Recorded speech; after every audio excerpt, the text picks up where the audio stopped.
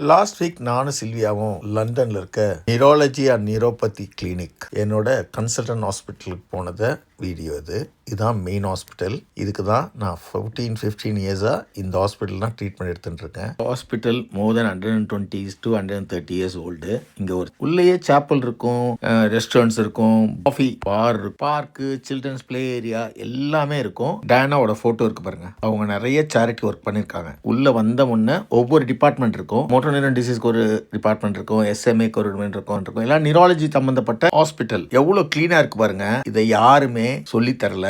அவங்க இந்த கவர்மெண்ட் ஹாஸ்பிட்டல நம்ம கிளீனா வச்சுக்கணும்னு சத்தம் போடாம அமைதியா அவங்க இனிஷியேட்டிவ் எடுத்து கிளீனா வச்சிருக்காங்க. தன்னோட ஹாஸ்பிட்டலா நினைக்கிறாங்க. என்ரோல் பண்ணிட்டு வெயிட்டிங் லிஸ்ட்ல உட்காரணும். அதுல நம்பர்ல வரும். நர்ஸ் கொண்டு போயிட்டு நம்மள பிளட் டெஸ்ட், வே பண்ணி, பிரஷர், ஆக்சிஜன் லெவல் எல்லாமே செக் பண்ணுவாங்க. சில்லியாவோட பேர் போட்டு ஒரு பாட்டு இருந்தது, வீடியோ எடுத்தேன். டாக்டர் பார்த்தாரு. எல்லாம் பார்த்துட்டு நெக்ஸ்ட் 6 months மறுபடியும் விசிட் பண்ணலாம். டேப்லெட்ஸ் எதனா மாத்தணுமா, ஸ்லீப்பிங் எப்படி இருக்கு, ரெகுலரா தூங்குறீங்களா, பெயின் எப்படி இருக்கு, இஷ்யூ எல்லாம் பொறுமையா எங்ககிட்ட கேட்பாங்க. அதுதான் முக்கியம். பேஷண்ட் கிட்ட டாக்டர் பேஸ் தான் பெரிய மெடிசன்.